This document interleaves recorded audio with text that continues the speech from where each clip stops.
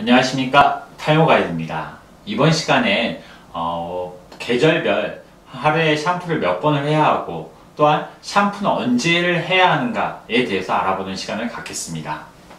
흔히 우리가 샴푸를 하는 이유는 뭘까요? 바로 두피가 청결해지고자 하는 것이 샴푸의 목적이라고 할 수 있습니다. 흔히 샴푸를 써서 머리카락이 난다, 이 샴푸를 썼더니 머리카락이 났다, 이렇게 하는 분들인데, 샴푸제는 발모를 기본으로 생각하는 것이 아니라 두피 청결을 목적으로 하는 것이 바로 샴푸제입니다. 그렇다면 두피 청결의 관점을 맞췄을 때 우리가 샴푸를 하는 가장 근본적인 원인은 두피에서 평상시에 분비가 되고 있는 피지 분비량이라고 할 수 있겠습니다.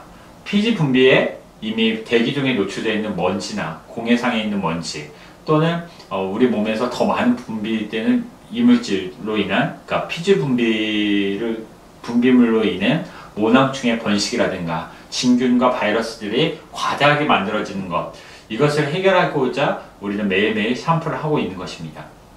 그렇다면 계절별 샴푸는 몇 번을 해야 하는가를 알아보기 위해서는 계절별, 그러니까 봄, 여름, 가을, 겨울 이 4계절의 피지 분비량이 얼만큼 달라지는가에 대해서 저희가 좀 자세히 알아보고 샴푸하는 횟수에 대해서 설명드리도록 하겠습니다. 본 자료는 가네보 화장품 웹사이트에서 저희가 발췌한 내용입니다. 보시면 여름을 기준으로 했을 때 여름의 피지 분비량이 가장 왕성하게 나오는 100으로 봤을 때 봄은 65% 정도 나오고 겨울은 상대적으로 3분의 1 정도 되는 30% 정도 피지 분비량이 나오게 됩니다. 그렇다면 우리 여름에 피지 분비량이 많아지는 이유는 뭘까요? 바로 고온 다습해지면서 피부가 이완하고 피지 분비량이 더 왕성해지는 것입니다. 활동 시간대가 더 길다 보니까 유분이 더 많이 나오는 거겠죠. 상대적으로 겨울은 활동 시간대가 적고, 그리고 기온이 저온 건조라고 해야겠죠. 피부가 수렴이 되는 과정이기 때문에 오히려 피지 분비량이 적을 수밖에 없는 겁니다.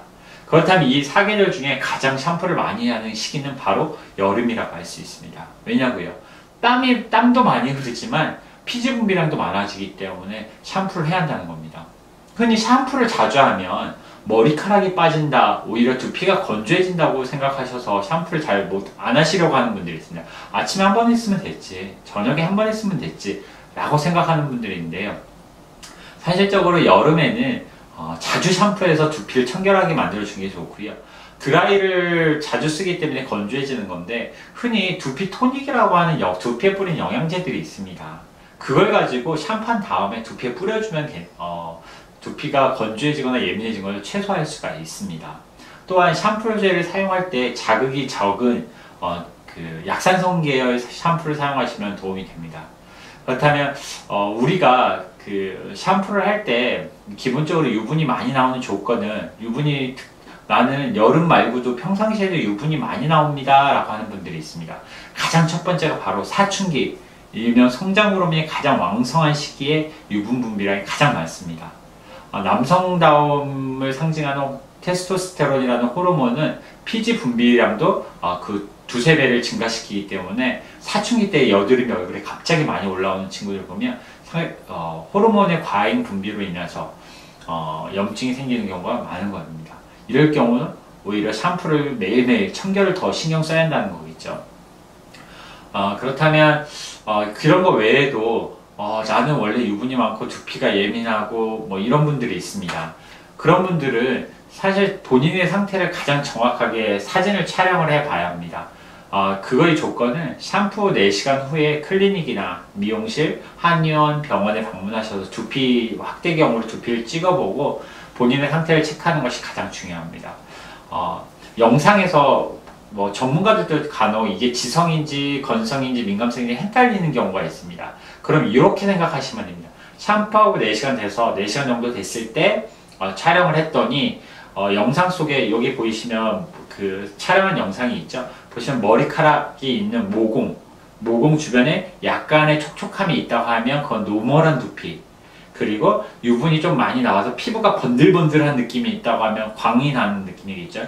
그런 경우는 지성 두피, 또는 두피가 전혀 나오는 게 없고 약간의 거친 느낌이 있던가 각질이 뜬 느낌이 있다고 하면 건조한 두피, 붉기만 하다 가면 건조하면서도 예민한 두피라고 보시면 됩니다. 비듬이 많이 쌓였으면 당연히 비듬성 두피라고 보시면 되겠죠. 이렇게 4시간 정도 지나서 촬영을 했을 때 가장 정확한 데이터를 볼 수가 있습니다. 앞에서 말한 것처럼 두피 샴푸라는 거는 모발을 나기 위한 목적으로 많은 사람들이 두피 샴푸, 탈모 샴푸를 선택을 합니다. 하지만 다시 한번 강조하고 싶은 거는 탈모 샴푸로 머리카락이 나는 경우는 거의 없습니다. 그렇다면 그거를 개발한 사람은 떼돈 벌었겠죠. 많은 탈모 광고들 보면은, 탈모 샴푸 광고들 보면은 이 샴푸 썼더니 머리카락이 납니다. 발모, 뭐 등모, 양모 막 이렇게 광고가 좀 과장되게 되어 있는데, 샴푸의 목적은 정확하게 청결이라는 걸 잊지 마십시오. 그래서 두피의 자극이 최소화될 수 있는 저자극 약산성 계열 샴푸를 사용하시는 게 좋고요. 탈모가 없더라도 탈모 샴푸를 사용하시는 게 사실 도움이 됩니다. 이유인즉슨 일반 샴푸들에 비해서 두피의 자극이 적기 때문에 그렇습니다. 또한 이쪽에 보시면은 작게 보여지는 것이 바로 두피 토닉인데요. 우리가 얼굴 건조하다고 바르는 스킨 로션처럼 두피에 혈액순환도 잘 되고 두피에 보습막을 주기 위해서 두피에 뿌려주는 두피 영양제라고 보시면 됩니다. 샴푸, 좀 두피에 자극이 덜한 약산성 계열 샴푸와 두피 토닉을 이용하신다면 평상시에도 건강한 두피를 유지하실 수가 있고요. 제가 내용에 크게 언급을 못했던 한 가지가 있는데, 모든 샴푸는 봄, 여름, 가을, 겨울을 모두 샴푸할 때는 꼭 따뜻한 물로 샴푸해 주십시오. 왜냐하면 유분은 따뜻한 물에 녹기 때문에 그렇습니다. 그리고 여름에 따뜻한 물로 감으면 너무 더워 이렇게 생각하시는 분들이 있는데, 그런 분들은 따뜻한 물로 충분히 샴푸하신 다음에 마지막에 마무리로 찬물로 마무리하시면 더 시원함을 느끼실 수 있을 겁니다. 오늘도 탈모 가이드는 탈모 샴푸를 계절별로 어떻게 해야 하는지, 또한 샴푸하는 방법에 대해서 설명해 드렸습니다. 언제든 궁금한 점이 있으면 탈모 가이드한테 물어봐 주시고요. 항상 말씀드리지만 자기관리가 가장 중요한 것이 탈모, 두피 질환 예방하는 방법입니다. 오늘도 깨끗한 샴푸 방법으로 두피 위주로 깨끗하게 이렇게 지문으로 샴푸해 주시고 상쾌한 마음으로 하루를 마무리하시길 바랍니다. 이상 탈모 가이드였습니다. 고맙습니다.